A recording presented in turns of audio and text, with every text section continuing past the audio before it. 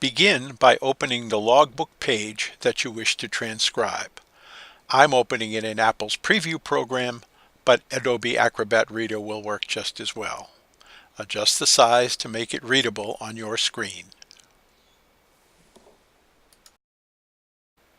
Now open the Microsoft Word document, eliasdavis.docm.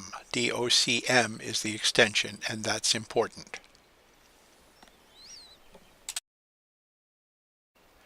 A dialog box will appear. Click Enable Macros. In the File menu, select Save As. In the dialog box that appears, give your new file a name. In this case, since we're doing page 298, I just append P298 to the Elias Davis file name. Note that the first column of the table contains the letters PPP. We're going to replace those with the page number. So go to the Find box at the top right of the window and type PPP. Then select Replace in the drop-down option and type in 298 and click Replace All. Notice the first column now has 298 for the page number. Click Save again. Now we're ready to begin the actual transcription. Click in the third column of the table and type in the text of the first line, line A1.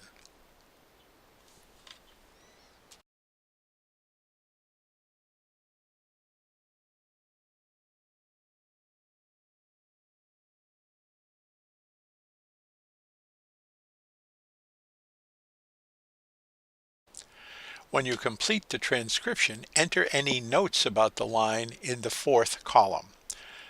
On any date, I usually restate the date, and anything that needs further explanation goes in the notes column. Now let's add the XML markup.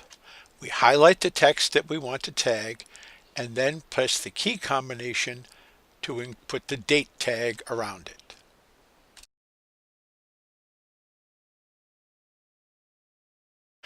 Next, we're going to identify the place name Point Peter. Highlight the text and then press the key combination Ctrl-Alt-Shift-X to enclose it in the XML place name tag.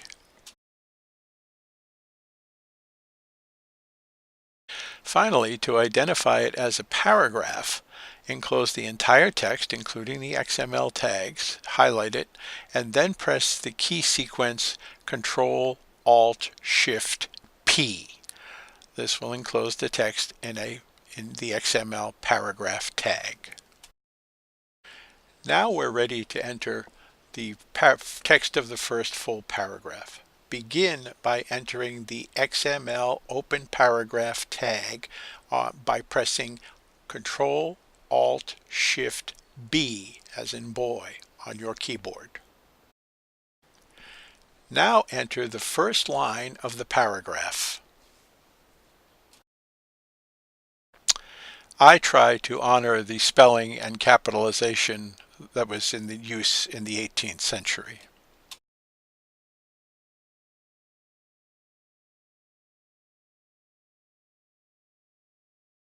Add the XML line break tag at the cursor position by pressing Ctrl-Alt-Shift-L.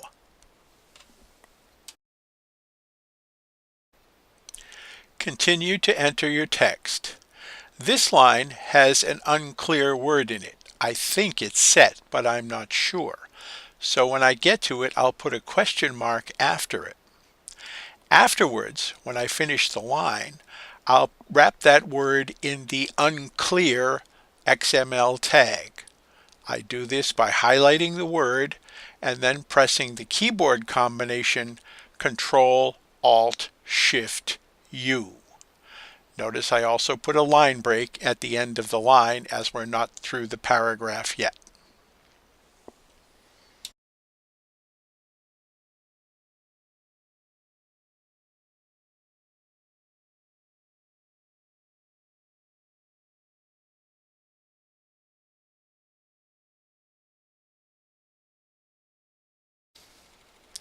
Now I add any notes to explain any abbreviations or ambiguities or uncertainties in the transcribed text in the fourth or notes column of the table in the Word document.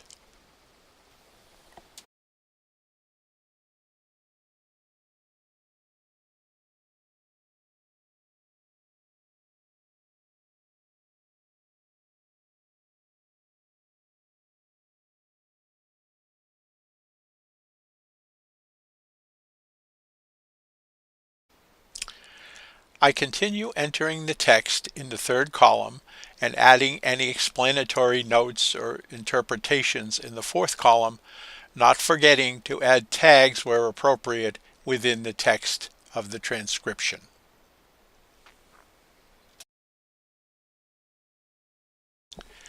Here I'm adding an unclear tag around the word calm and also a line break at the end of the line.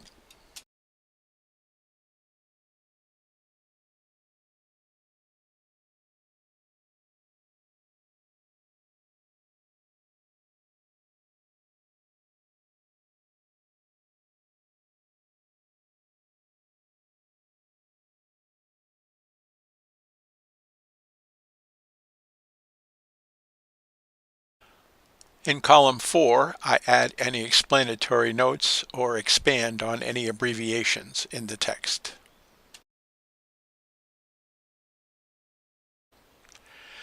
Now we enter the last line of the paragraph, noting the ambiguity about the word south spelled S-O-T-H, and making sure to add a close paragraph tag at the end of the line. The close paragraph tag can be gotten by holding down Control-Alt-Shift-C on your keyboard.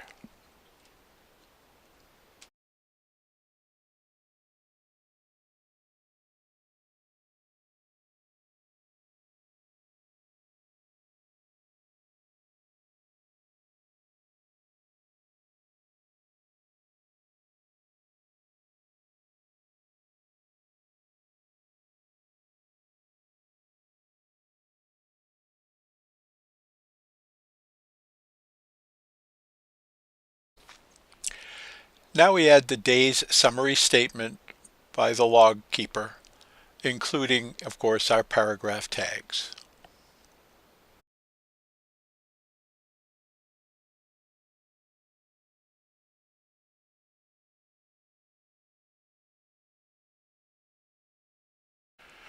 Now let's turn to the first of the two tables on the page, the one that I call the day's recap. It's done each day and has 9 columns of information concerning the progress made on that day of the voyage.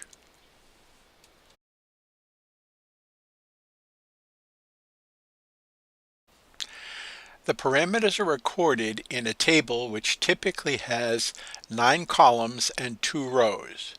We'll explain the various entries as we do the translation. When I enter the table data, I do it in this fashion. I enter the information from the header row, followed immediately by the information from the data row, separating each column with a delimiter. I use a slash, but you can use whatever you like. So for example, the information from the first column would be written as the letter C, followed by a space, followed by the letter N, the numerals 22, and the letter W, followed by a slash. Now we enter the information from the table into column 3 of our Word document, literally taking each column and typing it as shown.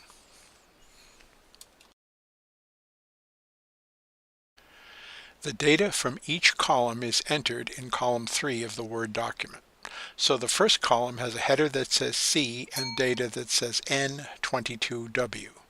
The second column, the header is D, the datum is 40. The third column, header W, datum 15. Fourth column, header N, datum 37. Fifth column, header says LATT-DR. The datum is 40, inch mark 8. The fifth column, The header says LATT-OBS, and the data is 40 inch mark 9. The sixth column says MDIS as its header, and the datum is 359. The next column, DLONG, and the data entry is -- inch mark 20.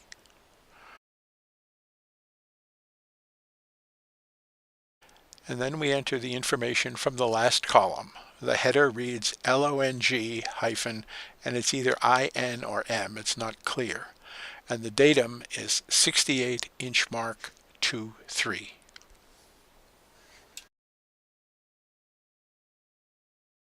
Now we move over to the notes area, column 4 of our document, and explain what all those arcane numbers mean.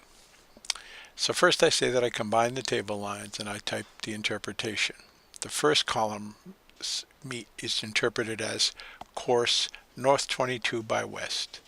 The second column is the day's estimated mileage, in this case 40. The third column is the mileage in a westerly direction, the W15, 15 miles. The fourth column is mileage in a northerly direction, in this case 37. The fifth column, latitude DR, latitude by dead reckoning, and that's 40 degrees, 8 minutes north.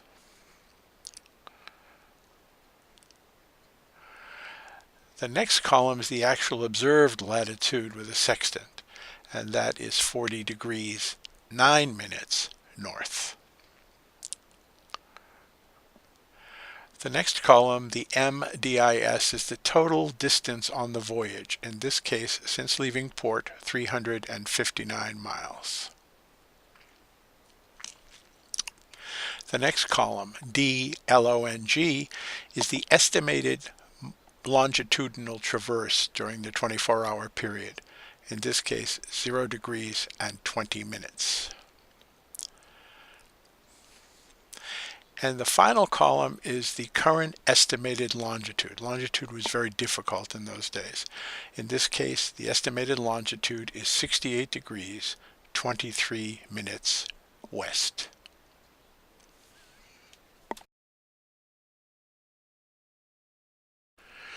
Sometimes I'll just double check the location by plugging it into Google Maps. In this case, we can see that the location, latitude 40 degrees 9 minutes north and longitude 68 degrees 23 minutes west, put them just south of Nantucket on their return voyage.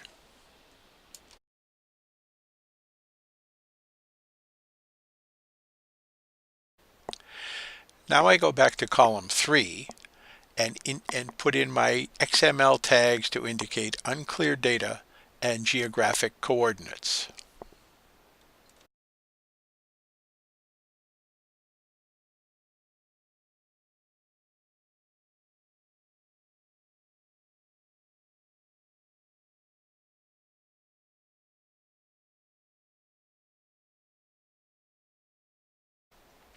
Finally, I surround the entire entry with a paragraph tag.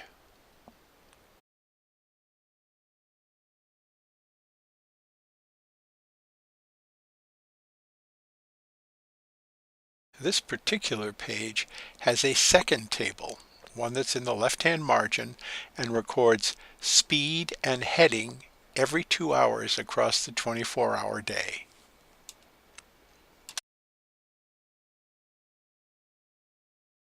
In order to organize the data in the page, we're going to create a second column. This we will call column B. Up till now, all the lines have been in column A.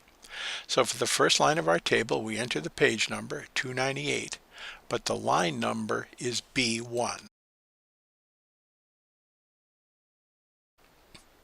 The data in this table is organized into 4 columns. The headings are H for the hour of the reading, K for the speed of the ship in full knots, HK to indicate a half knot added to the speed, And finally, the last column is the course heading. So the first line of our table indicates that the reading was taken at 2 a.m. The ship was making 4 knots and no half knots, therefore 4 knots even, and it was on a heading of north-northwest. Now we enter the data in our Word document. Just as we did with the other table, we combine the heading and the datum into delimited spaces within the column. So H2 followed by a slash, K4 followed by a slash, HK and a squiggle followed by a slash, and finally the course information NNW. We enclose the table entry in a paragraph tag.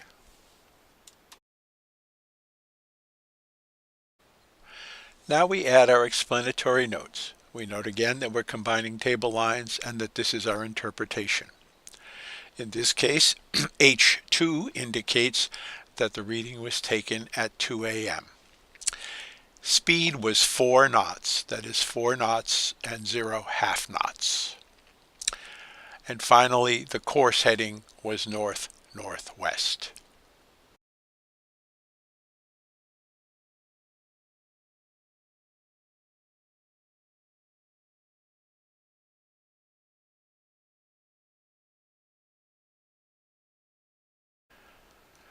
We repeat the process for the next line in the table, line B2, again noting the hour, the speed, and the course, and explaining it in our notes column to the right of the actual literal entry.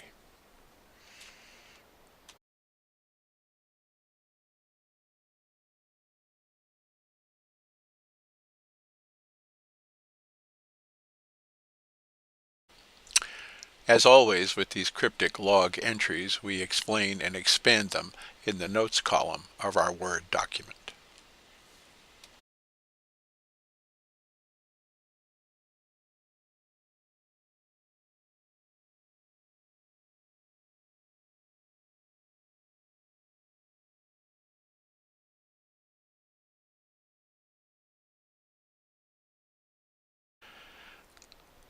Now you repeat the process until all the table entries and all the text have been entered for your single page. At the bottom, notice the end of the page. You can see it says end of page 298. And you're done, ready to go on to the next page.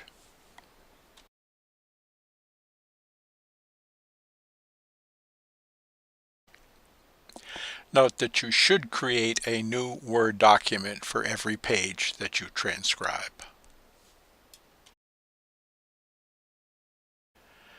I hope you have found this little primer on transcribing the Elias Davis logbooks into a Word document helpful.